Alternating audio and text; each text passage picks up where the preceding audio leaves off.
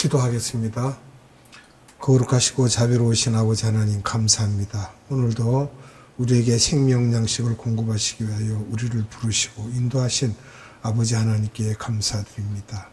아버지 하나님, 이 시간 우리에게 생명 양식을 주사 성령님께서 함께 하시고 기름 부어 주셔서 말씀을 선포하는 자나 듣는 자들 모두에게 영혼의 양식이 될 수 있도록 역사하여 주시옵소서.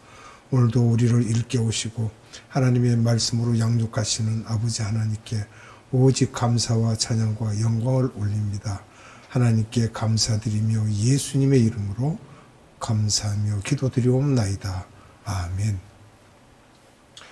오늘은 베드로의 신앙 고백에 대해서 말씀을 나누도록 하겠습니다. 먼저 본문 말씀은 마태복음 16장 13절로 20절의 말씀입니다. 예수께서 빌립보 가이사랴 지방에 이르매 제자들에게 물어 이르시되 사람들이 인자를 누구라 하느냐 이르되 더러는 세례 요한 더러는 엘리야 어떤 이는 예레미야나 선지자 중에 하나라 하나이다. 이르시되 너희는 나를 누구라 하느냐 시몬 베드로가 대답하여 이르되 주는 그리스도시요 살아계신 하나님의 아들이시니이다. 예수께서 대답하여 이르시되 바요나 시몬아 내가 복이 있도다. 이를 내게 알게 한 이는 혈육이 아니요 하늘에 계신 내 아버지시니라. 또 내가 내게 이르노니 너는 베드로라. 내가 이 반석 위에 내 교회를 세우리니 음부의 권세가 이기지 못하리라. 내가 천국 열쇠를 내게 주리니 내가 땅에서 무엇이든지 매면 하늘에서도 매일 것이요 내가 땅에서 무엇이든지 풀면 하늘에서도 풀리리라 하시고 이에 제자들에게 경고하사 자기가 그리스도인 것을 아무에게도 이르지 말라 하시니라. 아멘.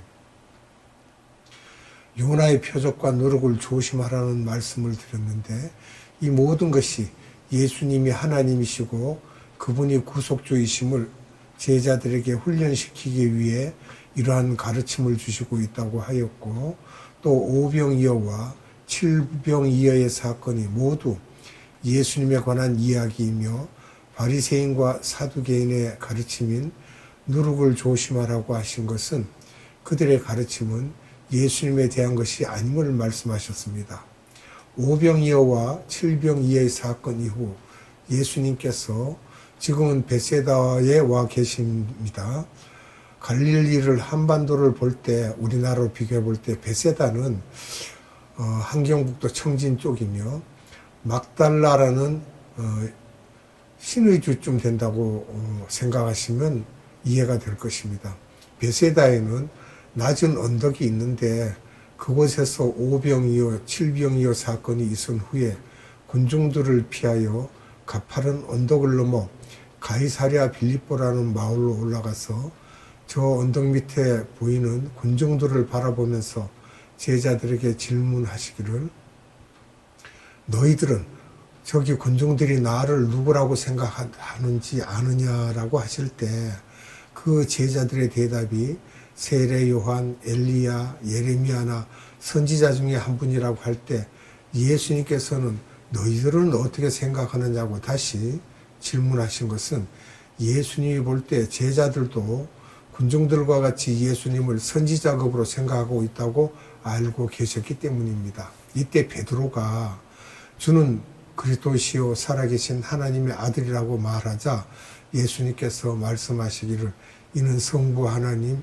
아버지께서 예수님이 누구인지를 베드로의 입을 통해 말씀하셨다고 하시는 장면입니다.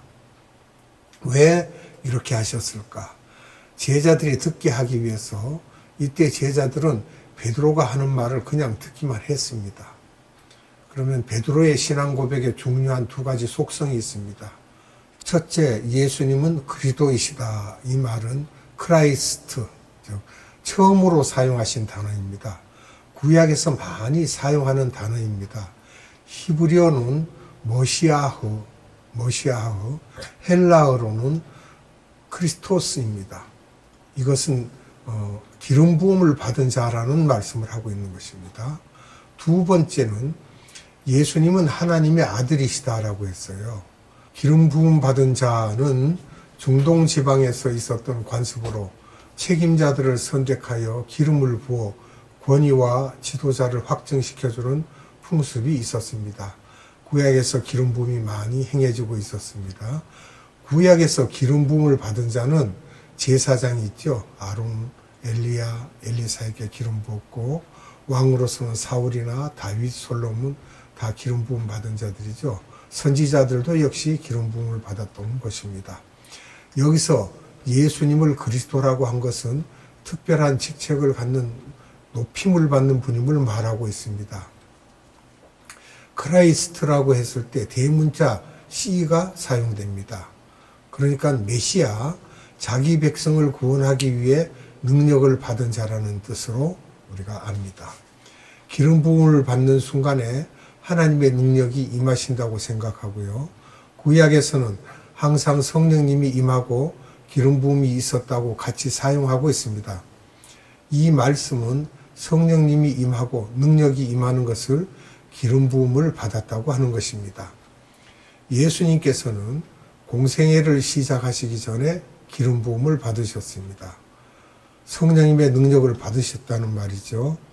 성부 하나님은 계획하시는 하나님이시요, 성자 하나님은 수행하시는 하나님이시며, 성령 하나님은 기름을 부으셔서 성자 하나님이 일하시도록 능력을 부여하는 역할을 하십니다. 성자 하나님은 성육신 하신 다음에는 기름 부음을 받으셔야 한다는 것입니다. 누가복음 4장 18절과 사도행전 10장 38절에서는 성령이 또 성령과 능력이 예수님에게 임하셨다고 말씀하십니다. 성령님과 기름 부으심을 같이 동시에 일어나는 사건이었습니다. 누가복음 4장 18절을 봅니다.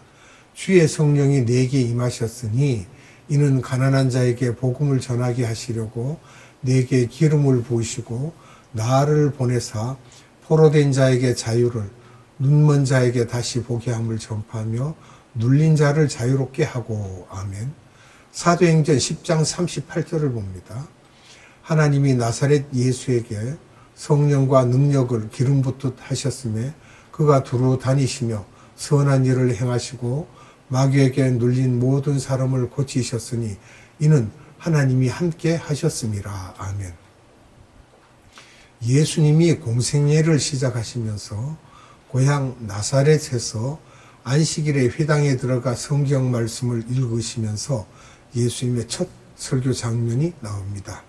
여기에서 이사야서 61장 2절을 펴서 말씀하시기를 주의 성령이 내게 임하셨으니 이는 가난한 자에게 복음을 전하기 위해 라고 하시면서 그 이야기가 나에게서 일어나며 그 말씀이 나에 관한 이야기라고 하시면서 이 말씀을 인용하여 능력을 받으시고 사역을 시작하십니다. 베드로도 고넬료의 집에서 설교하면서 하나님이 나사렛 예수님에게 성령과 능력을 기름 붓듯 하였다고 하고 그 후에 다니시면 착한 일과 마귀를 쫓는 등 일을 하셨다고 증거하였습니다. 우리도 복음을 지적으로 배우는 것으로 끝나면 안 되고 기름 부음을 받고 능력을 받아야 합니다. 그리스도라는 말씀 속에는 제사장, 선지자, 왕이라는 뜻이 내포하고 있으며 우리들이 주는 그리스도시요라고 할 때 이분은 선지자이시며 제사장이시고 왕 중에 왕이시라는 말씀이며 주님께서는 내가 왕이라고 하시면서 하늘로부터 땅까지 모든 권세를 아버지께로부터 내가 받았다고 하시면서 내가 왕 중에 왕이라는 것이며 영원한 왕이라고 하시면서 요한복음 18장에서는 그러나 이 세상에 속한 왕이 아니라는 것입니다. 내 나라는 저쪽 나라라는 것입니다. 삼위일체의 하나님이시고 또 하나님이시면서 인성을 가지신 성육신하신 온전한 인간이신 하나님이 예수 그리스도라는 것입니다. 분명히 사람으로 오신 것입니다. 베드로가 이렇게 신앙 고백을 한 후에 하나님께서 베드로에게 말씀하신 것은 내가 반석 위에 내 교회를 세우리니 음부의 권세가 나를 이기지 못한다고 하시므로 오랜 세월 동안 기독교계가 시끄럽고 어지러웠습니다. 이 말씀 때문에 로마 카톨릭에서는 이 말씀으로 자기들의 권위를 유지하는 데 사용했던 것입니다. 로마 카톨릭의 오류를 보면요. AD 590년에 첫 교황을 세웁니다. 그레고리 1세죠. 이들은 교황이 베드로에게 주셨던 반석을 가졌다고 주장하고 있습니다. 베드로는 헬라어로 페트로스입니다. 남성 명사이고요. 영어로는 스톤, 그래서 작은 돌을 일컫고 있습니다. 그럼 반석은 헬라어로 페트라인데 여성 명사입니다. 영어로는 락, 그런데 안반을 말하고 있고요. 로마 카톨릭에서는 베드로를 반석으로 해석하여 이 베드로 위에 교회를 세우는 것이라고 해석했습니다. 이 베드로의 복을 계승한 사람이 교황이라는 주장이었습니다. 결국 교황 위에 교회가 세워졌다고 믿고 있는 것입니다. 그렇게 교권을 세워 교황이 베드로의 계승자이며 교황이 천국 열쇠를 갖고 구원을 시킬 수도 있고 안 시킬 수도 있는 능력을 다 가졌다고 믿어왔던 것이 로마 카톨릭의 오류입니다. 그래서 교황이 베드로의 의자에서 하는 말씀은 하나님의 말씀으로 인정하면서 교권이 부패하게 되고 그 결과 그리스 사람들과의 싸움이 생겨 동서교회가 분리하게 됩니다. 1054년에요. 그리스 정교회가 나왔고 또 러시아 정교회까지 영향을 주게 되었습니다. 로마 카톨릭이 후에도 면죄부를 파는 등 많은 부패로 인해 약 500년 후에는 종교개혁이 일어났고 이때 이들은 갈릴레오가 지동설을 말하며 지구는 돌고 있다고 했을 때 로마 카톨릭에서는 그를 이단으로 정죄하여 죽이는 등의 많은 오류를 범하였고 그래서 종교개혁자들을 엄청나게 많이 처형시켰습니다. 그럼 반석은 무엇인가? 베드로가 했던 신앙 고백이 있죠. 주는 그리스도이시요 살아계신 하나님의 아들이시니이다 라고 고백했던 이 고백은 변함없는 큰 안방과 같은 것이다. 그 말이고 결국 예수님이시다. 그 반석이 성경에서는 예수님을 머릿돌, 사도 바울에게도 이스라엘 사람들이 광야에서 40년을 다니면서 물이 없을 때 안반에서 나왔으며 고린도전서 10장 4절에서 그때에 이스라엘 사람들이 물을 공급받았던 반석이 예수 그리스도라고 하고 있습니다. 반석은 예수 그리스도이시며 결국 예수 그리스도 위에 교회를 세우시겠다는 것입니다. 앞선 시간에 바리새인과 사두개인의 누룩을 조심하라. 저들은 반석 위에 교회에 세우는 그런 가르침이 아니며 종교다원주의, 자유주의 신학 위에 교회를 세우고 있다는 것입니다. 기독교에서 교회를 이단인지의 여부를 가리는 기준은 무엇입니까? 그 교회가 베드로의 신앙 고백 위에 세워졌느냐 아니냐 하는 것입니다. 한국 교회는 영적 혼란기에 빠져서 이단 정죄를 남발하고 있는데 자신의 교단 교리와 다르고 자신의 교단과 교회의 이익에 반하면 이단으로 정죄하는데 전 세계의 교단은 2만 개가 넘는데 자기들이 교단 교리가 다르다고 하여 이단이라고 할 수 있느냐는 것입니다. 한국적 베타주의입니다. 칼빈주의와 알메니안주의를 볼 때 서로 이단성을 갖고 있다. 완전히 서로 반대이죠. 이것은 칼빈은 예정론이며 알메니안주의는 자유의지에 의해 구원받는다라고 했기 때문에 그렇습니다. 이단이란 말은 끝이 서로 다르다라는 것을 일컫고 있습니다.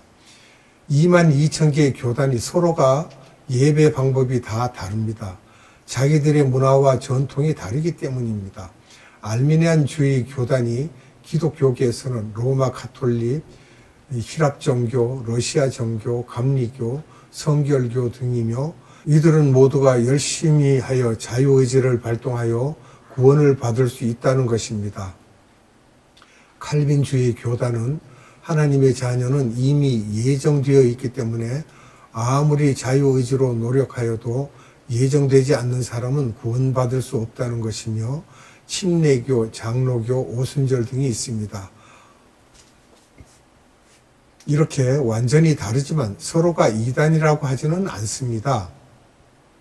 또 침례를 하는 방법도 물에 빠져야지만 한다는 교단과 오순절 교단과 천주교 같은 곳은 물을 뿌리기만 해도 된다는 교단이 있는데, 성경에서는 예수님도 세례를 받기 위해 물에 들어가셨다. 하지만 침례 형식이 다르다고 해서 이단이라고 하지는 않습니다. 예전에는 침례교 사람들이 물에 들어가야만 구원이 있다고 하여 천주교에서 침례교 사람들을 엄청나게 많이 죽이기도 하고 핍박을 받기도 했었습니다. 유아 세례의 문제, 예배의 형식 문제를 갖고 서로 싸우기도 하지만 그렇다고 해서 이단이라고 하지는 않습니다. 우리나라에는 장로교 사람이 다수를 차지하는데, 이 장로교 사람들이 자기들과 다르면 이단이라고 하는 경향이 있는데, 실은 장로교는 세계 많은 개신교 교단 중에 그렇게 큰 교단이 아니고 한국에서만 가장 크고 세계 교단 중에 가장 큰 교단은 오순절 교단이며 가장 빠르게 성장하고 있으며, 그 다음이 침례교이며 그 다음이 감리교, 루터교이며 우리들하고는 별로 관계가 없으며, 그런 면에서 장로교는 소수 교단입니다. 베드로의 신앙 고백 안에서 서로의 다른 것은 인정해 주면서 주 안에서 서로 사랑해야 합니다. 문화가 다르기 때문에 예수님을 섬기는 모습도 다를 수 있습니다. 예수님이 이렇게 다른 문화 속에서 우리를 자녀로 인정해 주시고 사랑해 주셨던 것입니다. 아프리카에 가면 목사님이 주일날 예배 때 위에는 양복을 입고 반바지에 슬리퍼를 신고 나와서 기타를 치면서 예배를 인도하는 모습을 볼 수 있습니다. 우리의 수준에서는 이해할 수 없고, 어떻게 경건한 주일 예배에 슬리퍼를 신고 나올 수 있는지 참 이상하다라고 생각합니다. 그러나 우리나라가 미국의 것을 배워온 것이며 우리의 예배 형식도 옛날 카톨릭에서 배운 것에 개신교 사람들이 조금 변형시킨 것이기 때문에 예배 중에 일어났다 앉았다 하는 것들이 그런 부분이기 때문에 우리의 고정관념을 깨고 베드로의 신앙 고백 안에서 서로 다른 것은 이해하고 인정하면서 사랑해 주어야지, 하나님의 자녀들을 무분별하게 이단이라고 함부로 정죄하는 일이 한국 교회에서 일어나고 있는데, 나중에 주님 앞에 가서 무슨 말을 할 수 있을지 가슴 아픈 일입니다. 이렇게 이단 정죄를 남발하는 것 자체가 비성서적입니다. 교회의 본질적 조건인 베드로의 신앙 고백을 부인하는 교회가 이단인 것입니다. 비성서적인 교회는 오늘날 예수님이 그리스도 되심과 또 선지자, 구속주, 메시아이심을 부인하는 여러 사이비 교단들이 있습니다. 통일교, 여호와의 증인, 몰몬교, 종교다원주의를 따르는 교단들입니다. 이들은 베드로의 신앙 고백을 왜곡하고 있습니다. 종교다원주의는 예수님의 보혈의 능력과 그리스도 되심과 하나님의 아들이신 것, 유일한 하나님이심을 희석시키고 변질시키는 소위 교회 안에 있는 마귀의 세력들입니다. 전 세계 주류 교단인 로마 가톨릭, 그리스 종교, 러시아 종교, 개신교의 많은 대형 교단들이 이 종교다원주의에 빠져 있습니다. 베드로의 신앙 고백의 한 부분이라도 약화시키고 변질시키면 종교다원주의입니다. 한국 교회도 특히 대형 교회들 속에 종교다원주의가 많이 퍼져 있지만, 이 사람들이 다 큰 그룹이기 때문에 얄팍한 이해관계로, 정치적인 관계로 그들은 이단이라고 정죄하지 못하고 있습니다. 이런 큰 교회들은 이단이라고 함부로 말하지 못하고 오히려 작은 교회들을 자기 이해관계가 다르면 이단이라고 정죄하는 범죄를 범하고 있는 것이 한국 교회의 현실이며 일부 지도자의 영적 무지에서 나타나는 현상입니다. 이런 부분에서 한국 교회는 개혁되어야 하고 회개운동이 일어나야 하며, 개혁하는 자는 외롭고 핍박을 받을 수밖에 없지만 시간이 흐르면 역사가 인정해 줄 것입니다. 우리는 주님의 재림이 가까운 때에 살고 있는 하나님의 백성으로서 아시아 지역의 추수를 위해 이 땅에 영적 부흥을 주셨고 하나님의 교회가 마지막 때에 총력을 다해야 하는 것이기 때문입니다. 오늘날 세계 복음주의 교회들은 초교파적으로, 초국가적으로, 초선교기관적으로 연합하여 이 일을 하고 있는데 한국 교회는 동료들을 물어뜯고 하면서 하나님의 인적, 물적 자원을 소모시키고만 있을 것인지 이것은 마귀가 계획하는 것이며 마귀의 속임에 빠져 있다는 증거입니다. 우리의 싸울 대상은 종교다원주의자들입니다. 한국 교회의 영적 교만, 배타주의, 교파주의, 자교회주의, 자교단주의, 물량주의, 세속주의, 경쟁주의 등을 버려야 합니다. 아시아는 세계 인구의 70%가 되지만 그 중에 복음주의자는 1%밖에 되지 않습니다. 예수님은 에베소 교회에 책망하셨던 것을 한국 교회에 비교 대입할 수밖에 없습니다. 한국 교회는 신앙의 선배들이 피를 흘려 일제와 6.25 때 이 땅에 복음을 심어 놓았던 그분들의 순수한 복음주의적인 사고방식, 그분들이 외쳤던 베드로의 신앙 고백이 이들이 가졌던 처음 행위였는데 한국 교회가 대형화되고 물질이 풍부해지고 세속화되면서 처음 행위를 잃어버리고 첫사랑을 잊어버리고 있는 한국 교회가 에베소 교회처럼 촛대를 옮기올까 두려워해야 하며 마지막 때의 추수일을 한국에서 중국, 필리핀, 인도, 인도네시아 등을 옮겨가실까 두려워하며 촛대를 옮기지 말아 달라고 기도해야 할 것입니다. 한국 교회의 일부 지도자들이, 일부 교회들이 이런 우를 범하고 있다고 해서 한국 교회가 다는 아닐 것이며 분명히 7,000명의 우상에게 절하지 않는 남은 자를 숨겨놓고 있을 것이며 이름 없는 그런 분들 때문에 주님께서는 한국 교회를 사용하시려고 하시며 바라옵기는 소수의 남은 자들에게 힘을 주고 위로해주고 격려해줘야 할 의무가 있는 것입니다. 우리들은 베드로의 신앙 고백 위에 똑바로 정신을 차려 좌로나 우로나 치우지 않도록 해야 할 것입니다. 오직 주 예수만 바라보는 여러분들이 되시기를 원합니다. 기도하겠습니다. 거룩하신 아버지 하나님 감사합니다. 오늘도 베드로의 신앙에 대한 그 고백을 우리에게 자세히 알려주시면서 지금 세계가 어떻게 돌아가고 있는지, 교계가 어떻게 돌아가고 있는지를 살펴보았습니다.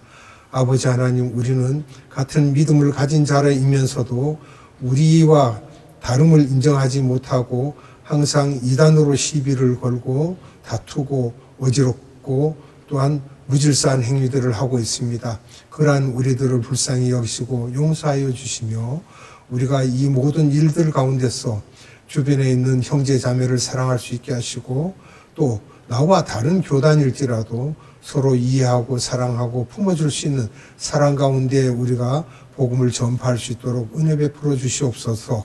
오늘도 생명 양식을 우리에게 주신 아버지 하나님께 무한한 감사와 찬양과 영광을 돌리며 예수님의 이름으로 감사하며 기도드리옵나이다. 아멘. 주님 가르쳐준 기도로 예배를 마칩니다. 하늘에 계신 우리 아버지, 아버지의 이름을 거룩하게 하시며 아버지의 나라가 오게 하시며 아버지의 뜻이 하늘에서와 같이 땅에서도 이루어지게 하소서. 오늘 우리에게 일용할 양식을 주시고 우리가 우리에게 잘못한 사람을 용서하여 준 것 같이 우리 죄를 용서하여 주시고 우리를 시험에 빠지지 않게 하시고 악에서 구하소서. 나라와 권능과 영광이 영원히 아버지의 것입니다. 아멘.